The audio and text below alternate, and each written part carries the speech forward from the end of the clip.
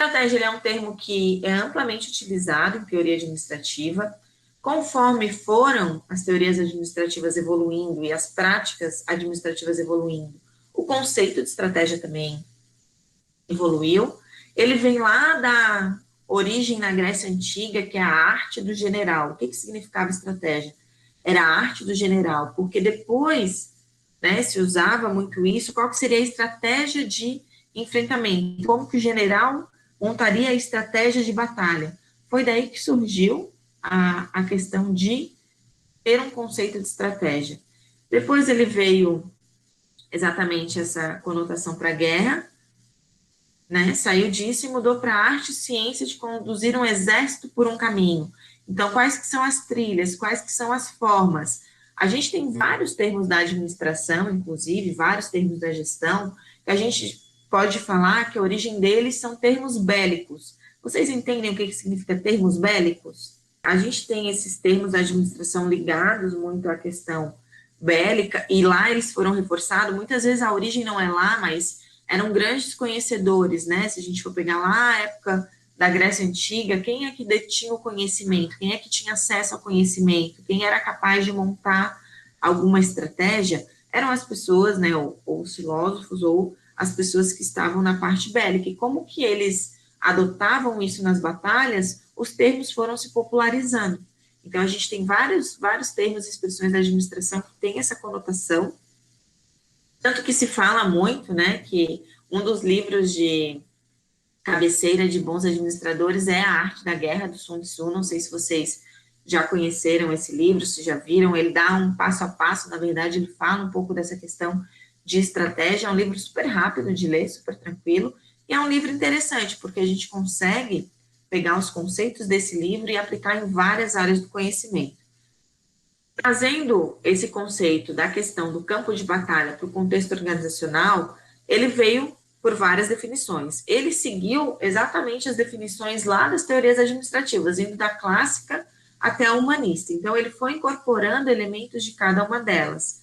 Hoje, a gente pode ver também como um caminho, uma maneira, uma ação formulada e adequada para alcançar metas e objetivos organizacionais.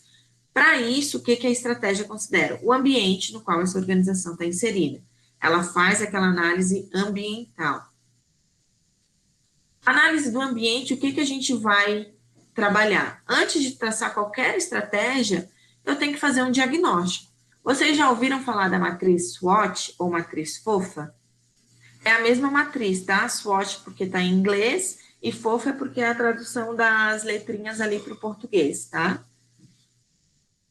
Essa matriz SWOT, essa matriz FOFA, no caso, ela é uma matriz para fazer o quê? Análise de ambiente. Ambiente interno e ambiente externo. A coleta dessas informações pode ser feita de várias formas. Só que o que eu vou analisar aqui? Pontos fracos, pontos fortes, quando eu estou olhando para onde? Para dentro da minha organização. Quando eu olho para dentro, o que significa olhar para dentro da organização? É aquilo que eu tenho capacidade de gerência. É aquilo que eu tenho condições de gerenciar, é aquilo que eu tenho condições de mudar. Eu organização, né? Quando eu estou falando de ambiente externo, eu vou ter a predominância ali de oportunidades e ameaças, que são coisas que estão ali postas, mas que não dependem da minha ação para que elas sejam corrigidas ou aproveitadas. Elas acontecem e cabe ao gestor olhar esse ambiente e analisar esse ambiente. Depois de fazer essa análise SWOT, né, entender um pouquinho o que é essa ferramenta, a gente vai tentar entender as correlações dessa questão do planejamento estratégico com a gestão estratégica. Por quê? Porque não adianta, ele fala bem isso ali no final do texto, não adianta montar uma SWOT, não adianta fazer análise de ambiente se eu não colocar isso em prática, se eu não criar os planos de ação depois para implantar isso. Então, saindo da questão do planejamento, a gente entra naquilo que a gente pode chamar de gestão estratégica, porque aqui a gente tem 3 fases: o planejamento estratégico, a execução da estratégia e o controle estratégico.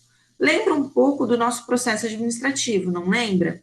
Aqui, quando eu estou falando de gestão, eu estou sempre tentando trazer uma visão mais macro de toda a organização, quando eu estou falando de estratégia. Aqui é um processo. Eu planejo, eu executo e faço um controle. É quase como se fosse um PODC pautado nessa visão estratégica, nessa visão de olhar o todo da organização.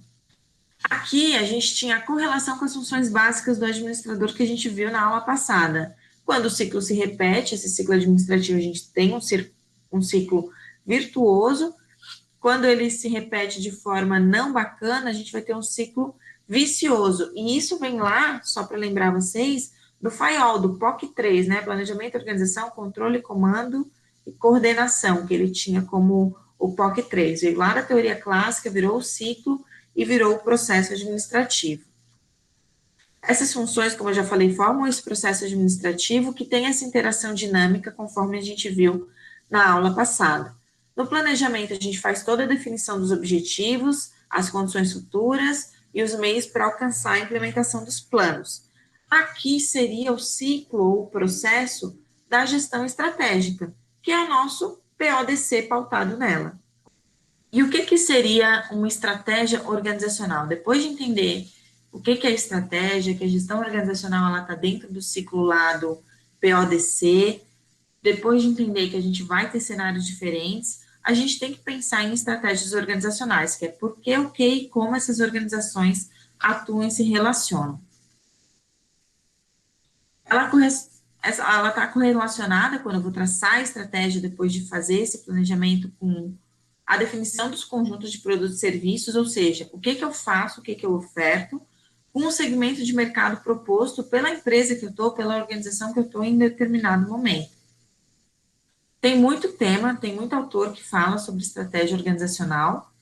Eu trouxe aqui o Djalma de Oliveira, porque ele fala sobre a importância da estratégia. Ele vai destacar o quê? Além de ser um instrumento administrativo para facilitar e otimizar a interação das pessoas, como eu vinha falando, estava ali a questão da estratégia, que é entender esse produto e serviço que eu ofereço com a minha posição de mercado, né? Aqui, pegando o que o Djalma de Oliveira traz sobre a importância da estratégia, ele fala muito, além de ser esse instrumento administrativo, facilitador e otimizador das empresas, com os fatores externos, lembram lá da nossa matriz SWOT, também tem uma forte influência sobre o fator interno da empresa. Eu escolhi ele porque ele faz essa correlação com a matriz que a gente acabou de olhar. Quando eu falo em SWOT, lembram que lá no finalzinho do texto ele falava, ok, coloquei tudo ali e agora, né? Qual que é a estratégia que eu vou adotar? Analisando a SWOT, eu posso ter determinadas posturas estratégicas, com base nesses critérios que eu vou fazer no levantamento do diagnóstico. Por exemplo, na análise, o que eu tenho? Na predominância de ameaças e pontos fracos, a gente vai ter uma estratégia chamada de sobrevivência. Não tem muito o que ser feito, né? Eu não tenho muitos pontos fortes para alavancar, eu não tenho oportunidades, então o que é a minha meta? É me manter no mercado. Quando eu tenho muita ameaça, um ambiente com muita ameaça, mas tem bastante ponto forte, posso adotar estratégias de manutenção. Quando é ponto fraco, muito, mas tem muita oportunidade, eu posso crescer, ter um determinado crescimento. E aqui, quando está o cenário ótimo, que a gente fala, que é de oportunidades e pontos fortes, eu caminho para uma linha de desenvolvimento. Na parte de sobrevivência, é esse contexto que eu falei, que há muitas ameaças e sem situação interna favorável. Não tem outra alternativa. Pode ser aplicada como uma situação, uma condição mínima para traçar um objetivo lá no futuro. O que eu tenho como tipo de estratégia de sobrevivência? Agora, eu dando exemplos, vocês vão ver bastante coisas que saem no jornal e saem nos noticiários, né, que é feita pelas empresas em períodos de crise. Primeiro, redução de custos, períodos de recessão. O que muitas vezes a gente olha? Demissão, trabalhar mais com just in time, que é adquirir as coisas quando eu vou vender as coisas, né? Melhorar a produtividade. A gente teve, por exemplo, as montadoras de automóveis. Não, aqui eu dei o caso da General Motors em Joinville, mas várias montadoras de automóveis fazem o quê? Férias coletivas. Entra em crise, é certo que a gente vai ver alguma notícia de alguma montadora falando sobre férias coletivas. Tem a parte também de um outro tipo, que é o desinvestimento. Aqui eu vou ter uma linha de produtos que pode deixar de ter interesse.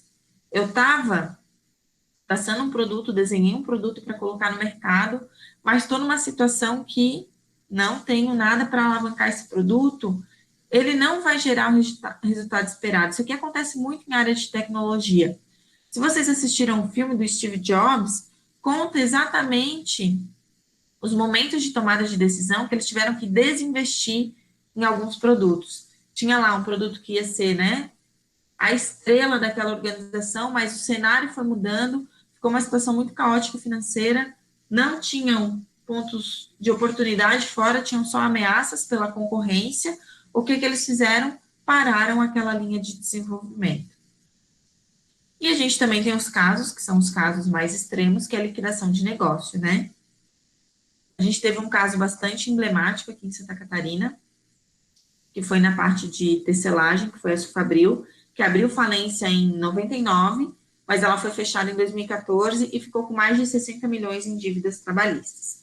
Então, tem essa questão que a gente analisa, e essas empresas da área de vestuário e tecelagem aqui de Santa Catarina já estavam sofrendo impacto no final da década de 90, mas depois de 2010, com o boom aí do acesso ao mercado chinês, né, a liquidação desses negócios ela tem aumentado exponencialmente no estado.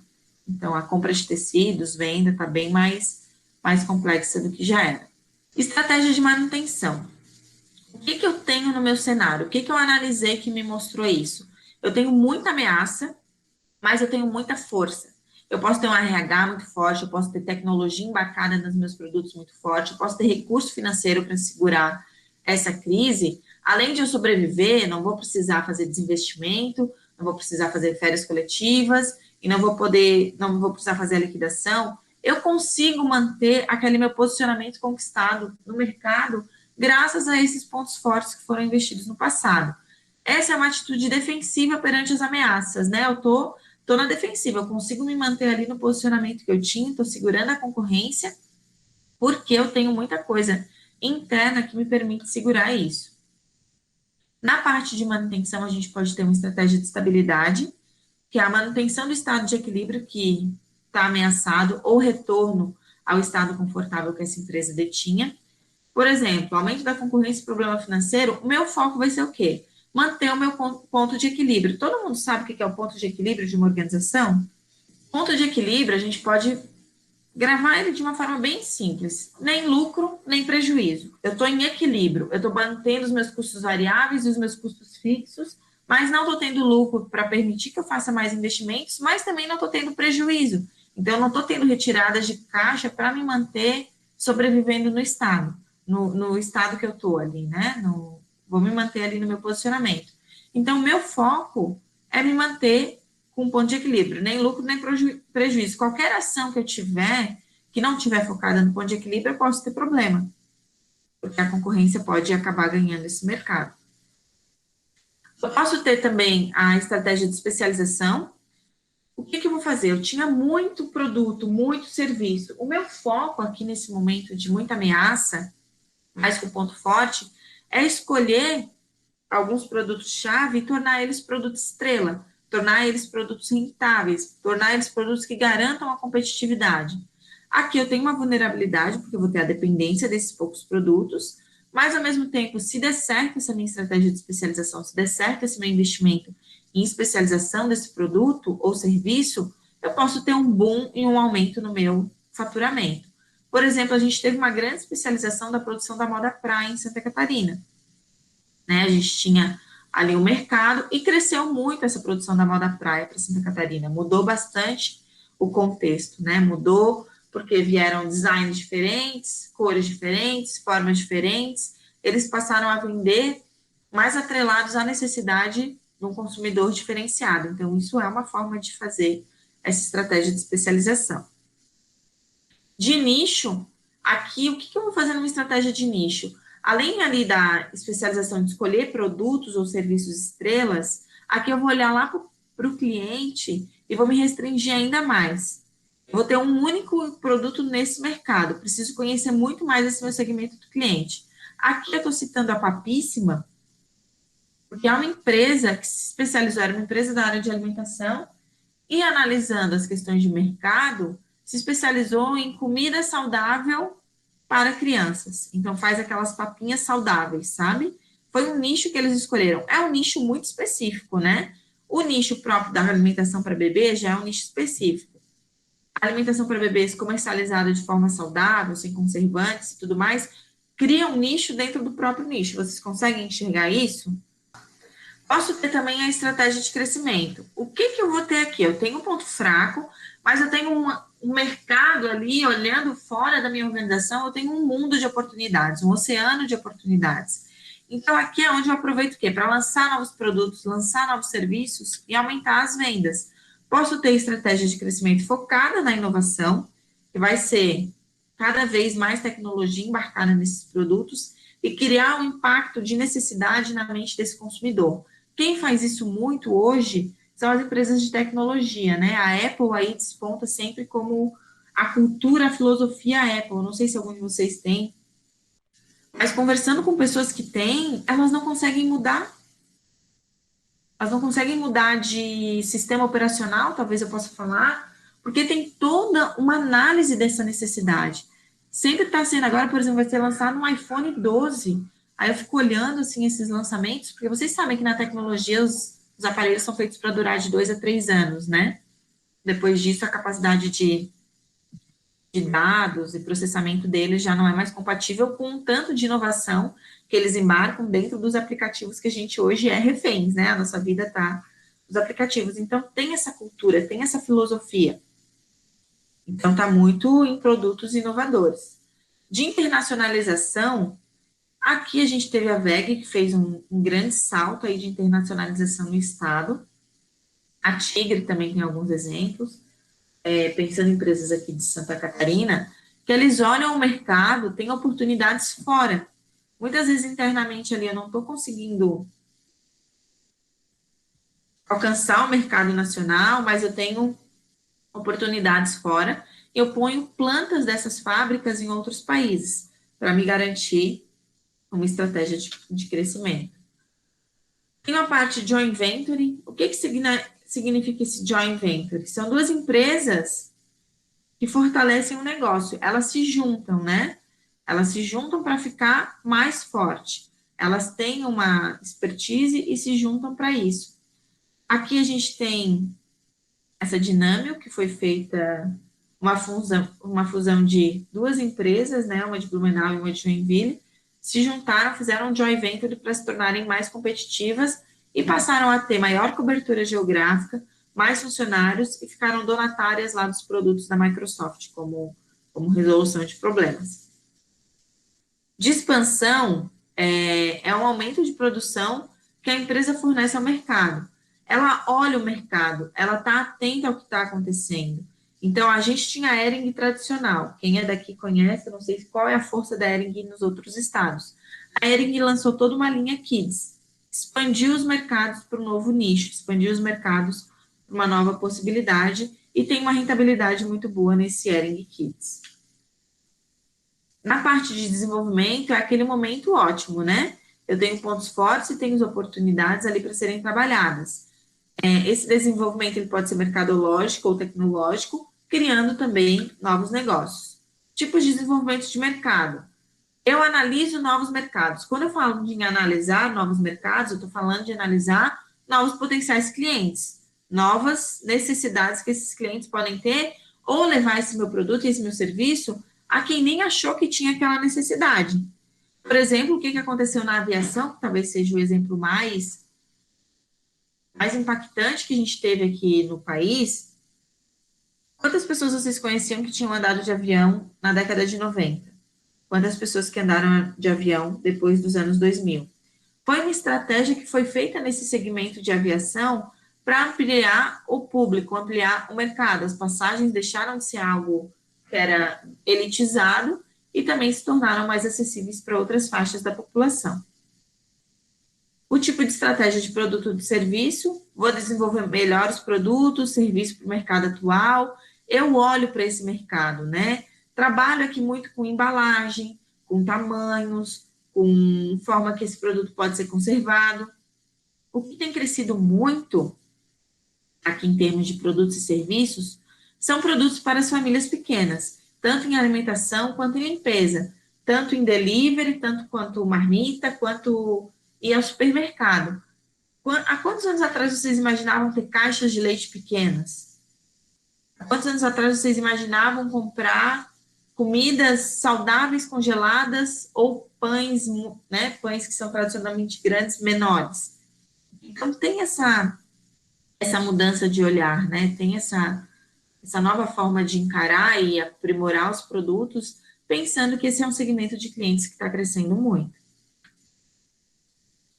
Posso ter também a parte financeira, que vai ser a associação de duas empresas, né, nessa parte de desenvolvimento, uma com um ponto forte muito focado na questão de recurso financeiro, mas com pouca oportunidade mercadológica, e outra inversa, tem ponto forte, né, não tem um ponto forte ali do financeiro, mas tem uma oportunidade mercadológica. Isso aqui aconteceu muito com as microcervejarias, e aí não só em Santa Catarina, no país inteiro.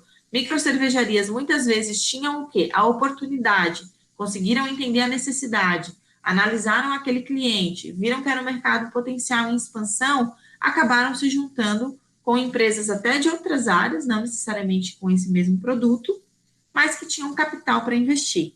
Então, elas acabaram tendo um crescimento.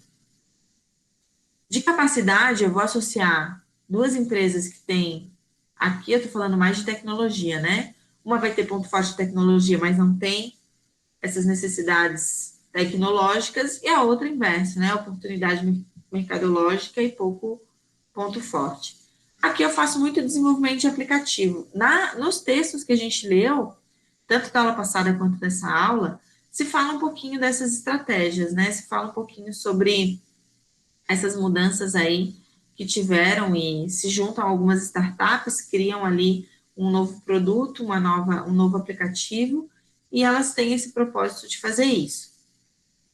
Outra estratégia seria a de estabilidade, são empresas para ganhar em aspectos mercadológicos e serem mais uniformes. A gente teve aqui a Brasil Foods, né, que a gente juntou uma empresa em Singapura e juntou a SATS Brasil Foods, que fizeram um grande aí conglomerado de empresas que hoje respondem por uma boa parte aí do mercado na área de alimentação. Posso ter também uma estratégia de diversificação. O que eu vou buscar aqui? Novas oportunidades, quando os produtos e serviços já estão saturados. O que eu vendo já está ali, já está batendo ponto de equilíbrio, já está me dando lucratividade, eu vou investir em novos produtos, porque ele está estável, eu não tenho mais inovação para fazer, eu não tenho mais como potencializar. Ele muitas vezes já foi um produto estrela. Posso adotar a diversificação. Ou também eu posso ter uma situação que esses produtos estão tão estáveis que já mudou tanto o mercado que ele não vai mais ter a lucratividade que ele tinha, ou ele começa a entrar em declínio. Então, aquele meu produto que era o carro-chefe não me atende mais. Só que aqui eu tenho recurso para fazer novos investimentos sem perder a posição, porque eles me mantêm ali, de certa forma, no meu ponto de equilíbrio, eles me mantêm com posicionamento, com um nome no mercado, e eu tenho como fazer desenvolvimento, que é aplicar recurso em novos produtos, novos serviços e ter um maior retorno dos projetos investidos. O que é importante dessa parte de gestão estratégica? Eu não adoto só uma, né? Se vocês estão lendo, não, mas isso que a professora falou também não pode ser joint venture, isso também não pode ser uma estratégia de sobrevivência. Muitas vezes está lançando um novo produto e ao mesmo tempo demite pessoas? Pode, né? O importante é que não tenha conflito nisso que está sendo feito. Eu posso ter um joint venture, que é de crescimento, com estabilidade ali no desenvolvimento, que foi o que a Brasil Foods fez. Então, ela juntou, né? Fez uma estratégia para crescer, fez uma estratégia para ser estável e ganhar mais mercado. Então, foi isso que aconteceu com ela.